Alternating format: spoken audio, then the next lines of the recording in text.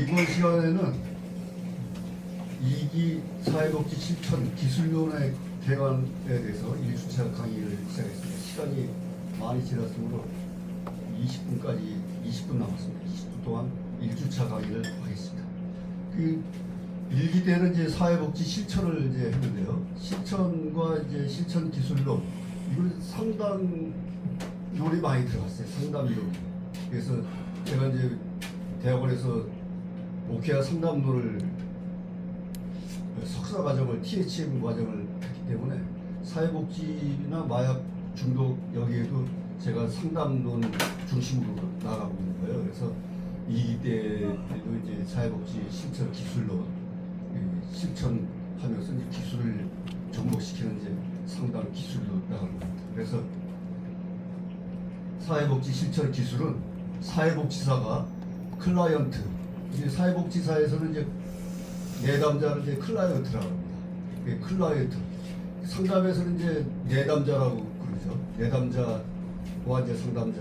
이제 사회복지사에서는 클라이언트라고 이제 그러면 내담자 상담 받으러 오는 분들 클라이언트라고 해요. 그래서 클라이언트가 이제 개인, 가족, 집단, 지역사회 관련된 이제 그 변화, 그들의 변화, 문제 해결을 위해서 이제 상담을 이제 받는 거죠. 그런데 거기에 이제 과학적 지식하고 예술적 실천 능력을 조화롭게 적용해서 그들의 구체적인 방법과 기술을 적용해서 이들을 이제 변화시키고 회복시키는 그런 사회복지 기술이라는 것입니다. 그래서 마약 중독에서도 내용이 나왔지만 자율성을 해서 자기 스스로 변화돼서 깨닫고 변화되는 그런 거를 강조한다는 거죠. 그래서 거기에 과학적 지식과 예술적 실천 능력을 가미해가지고 조화롭게 해가지고서 이제 구체적인 방법과 기술을 적용해서 그들을 이제 상담해 나간다는 것입니다. 그래서 이제 첫 번째 보면은 이제 사회복지 실천에 있어 가지고 두 가지 기반적인 이론을 적용하는데 과학성과 예술성의 조화를 이루어 나간다는 거예요. 그래서 인간의 안정과 사회적 기능 향상을 목적으로 해서 전문적 활동을 해나간다는 것입니다. 그래서 객관적이고 지식 체계적인 과학적 기반과 실천가의 주관적 역량인 예술적 기반의 유기적인 조화 속에서 완성된다 하는 것입니다. 그래서 과학적 기반을 볼 때는 이제 사이언티픽 베이스를 해가지고 내추럴 머리를 이제 보는 거죠, 헤드. 그래서 이제 여기에서는 클라이언트의 문제 상황을 객관적으로 규명하고 또 실질적으로 효과가 검증된 지식을 바탕으로 해서 책임을 다해서 개입해 나간다는 것입니다. 이게 이제 과학적 기반에 이제 적용하는 거예요. 그래서 이제 전문적 지식과 이론적 틀에는 무엇인가?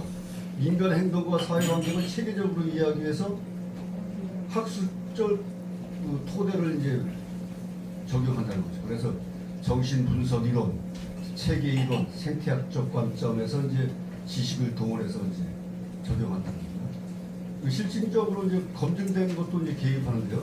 경험적 연구를 통해서 문제 해결 효과를 나타낸다. 그래서 인지행동 모델, 심리사회적 모델, 과제 중심 모델을 이제 검증된 것을 이제 개입시키는 것입니다. 그래서 또한 객관적인 조사와 체계적인 평가를 통해서 또 기술을 적용하는데요.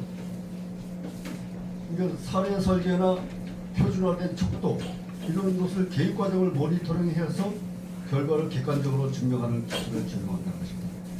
두 번째로 이제 예술적 기반이 있습니다. 예술적 기반은 과학적 지식을 이제 개별 클라이언트의 독특한 특성과 삶의 맥락에 맞춰서 적용하는 사회복지사의 주관적 인간적 역량을 의미하는데요. 여기에도 이제 사회복지사의 직관과 이제 감수성, 인간에 대한 깊은 공감, 창의성이 독특한 관계 이런 매기 스타일을 이제 적용합니다. 그래서 중요한 것이 이제 창의성이 독특한 관계 매기 스타일에서 이제 오전에도 말씀드렸지만 라포 형성하는 것이 중요하다는 거죠. 신뢰관계, 상담자와 내담자 간의 신뢰, 믿음을 중요하다는 거예요. 그래야 이 또 실천 기술에 또 적용을 하기가 쉽다는 것입니다. 이 실천 기술을 이제 크게 분류하면은요, 미시적 실천, 중간적 실천, 거시적 실천 이 세 단계로 분류할 수 있어요. 미시적 실천은 이제 개입 대상이 이제 개인과 가족, 이제 미시적 실천을 이루는 건데요.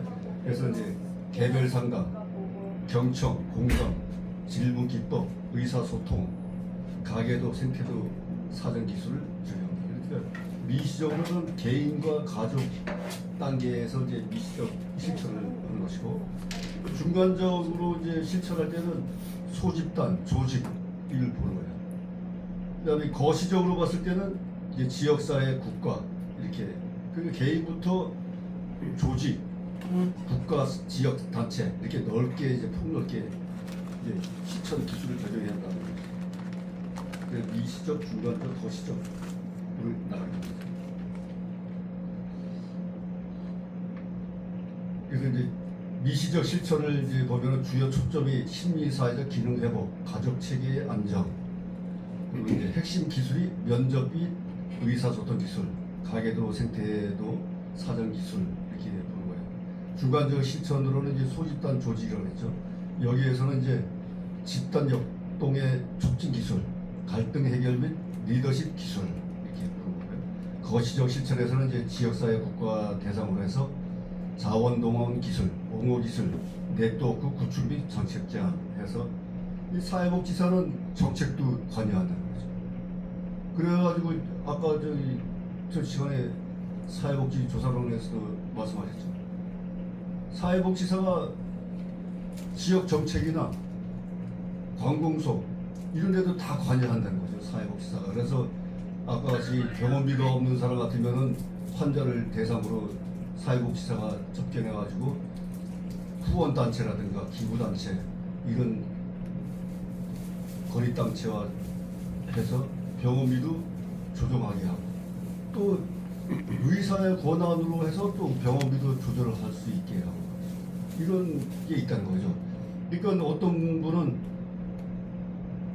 급성으로 병원에 입원했는데 병원비가 없으니까 바로 퇴원하는 걸로 한다는 거예요. 그래서 그러면 사회복지사가 각 병원에 있다는 거죠. 사회복지사가 각 기관에, 정부기관에도 있고 병원에도 있고 각 교육기관들에도 있고 장애인 단체, 봉사단체들 다 있다는 거죠. 사회복지사가.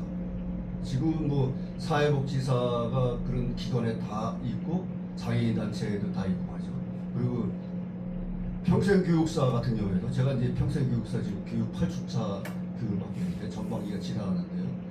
평생교육사도 평생교육을 하는 평생교육에는 1인 이상 다 있어야 된다는 거죠. 의무적으로, 법률적으로. 그러니까 사회복지사도 사회복지사법에 따라서 사회복지사를 다 고용해야 되고, 평생교육사도 평생교육법에 의해서 다 고용해야 된다는 거죠. 이게 법적으로 지금 항구나 아주 문서화 돼 있는 거예요. 이게 문서화 돼 있는 것을 지켜 나가야 되는 게 법치국가 아닙니까?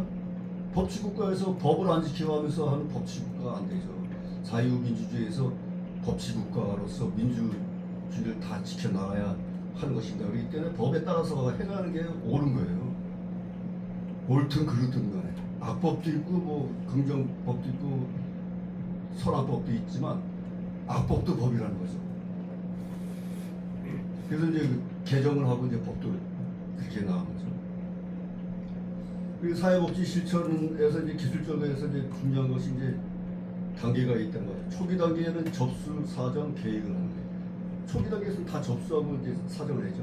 접수해야 조건을 다 조사하고 해서 사정을 알 수가 있는 거죠. 그래서 자료 수집을 하고 이제 사정을 한다.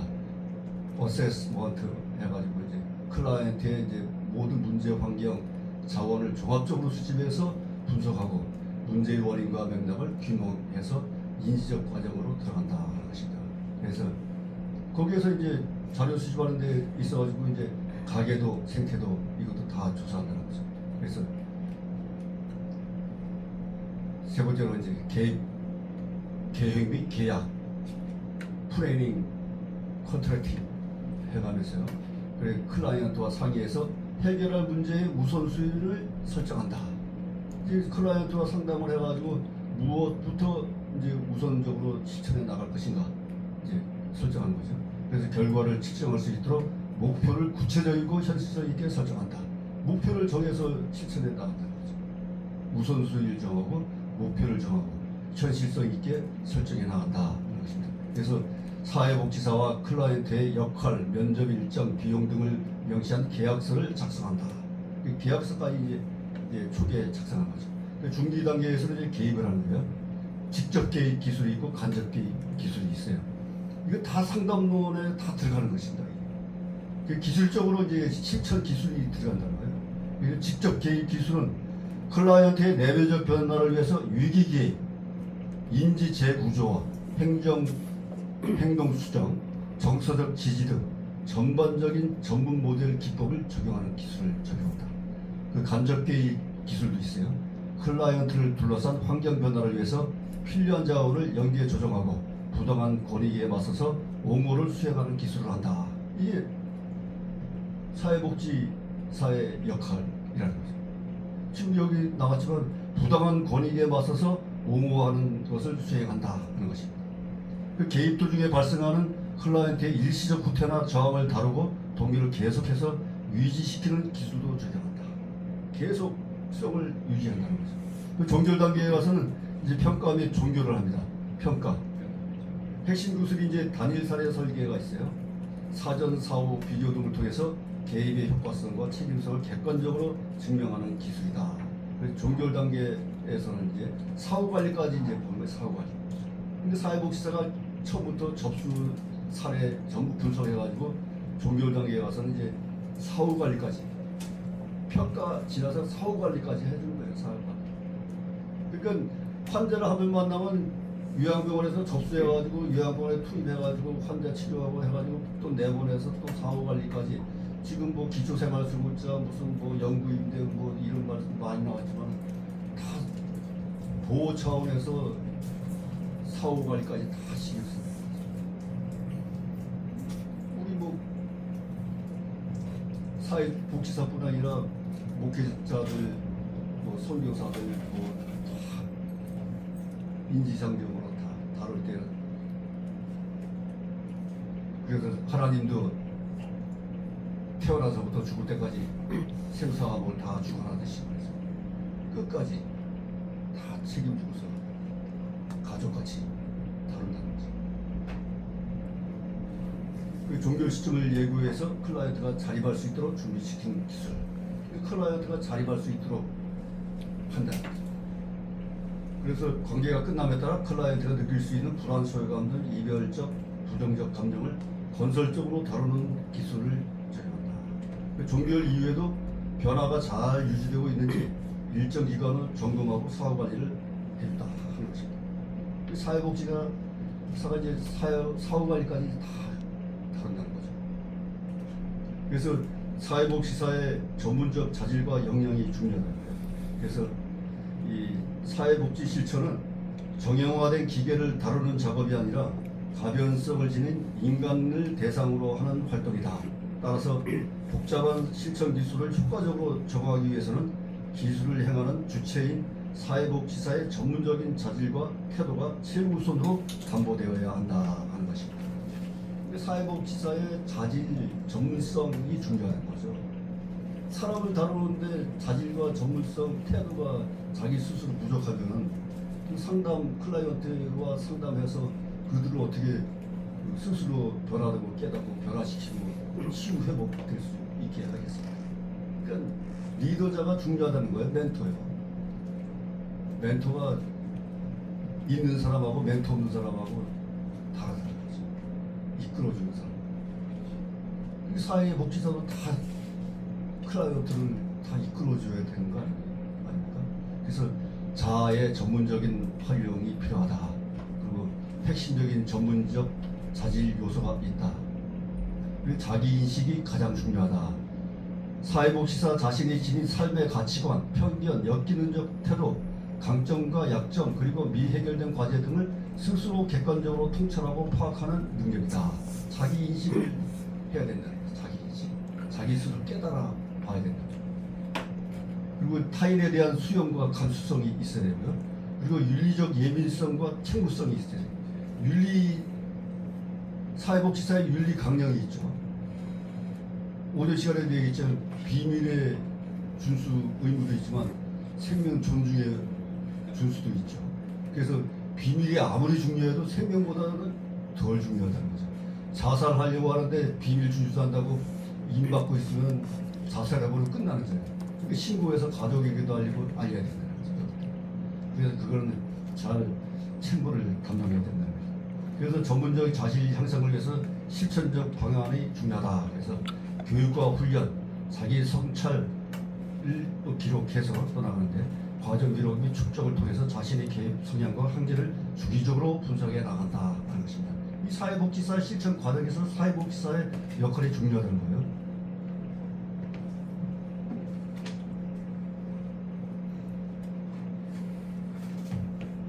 그래서 이 자료에도 여러 번 이제 반복해서 나오지만 사회복지 실천 기술의 주요 특징이 있어요. 가치 및 윤리 지향성, 상황적 유연성과 가변성, 목적 지향성 있습니다.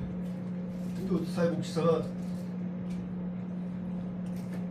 자기 가치와 가치관과 자기 윤리성 그리고 또 유연성과 가변성이 필요하다는 거죠. 목적 지향성, 자기 목적이 분명해야 되는 거예요. 사회복지사 개인의 만족이나 임의적 판단에 의해 행해지는 것이 아니다. 클라이언트의 안녕, 웰빙, 사회적 기능 향상, 문제 해결 그리고 환경적 삶의 질 개선이라는 명확한 목표를 달성하기 위해서 의도적으로 선택되고 발휘되어야 한다 하는 것입니다. 클라이언트를 위해서. 그리고 종결 단계에 가서는 이제 평가 종결 아까 말씀드렸죠. 그래서 성과를 측정하고 기술한다. 사후 관리 기술도 필요하다. 그래가지고 이제 핵심 기술이 있는데요.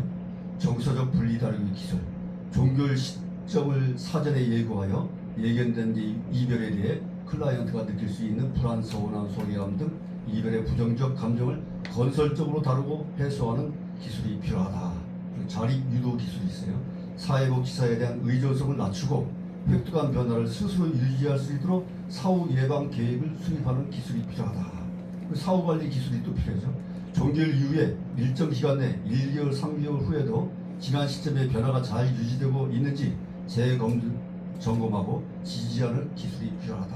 그래서 사후 사전 접수부터 종결 평가, 사후 관리까지 이렇게 실천 기술이 필요하다는 것입니다. 그래서 시간이 딱 아직 20분 딱 맞췄네요. 여기까지 1주차 사회복지 실천 기술을 마치겠습니다. 감사합니다.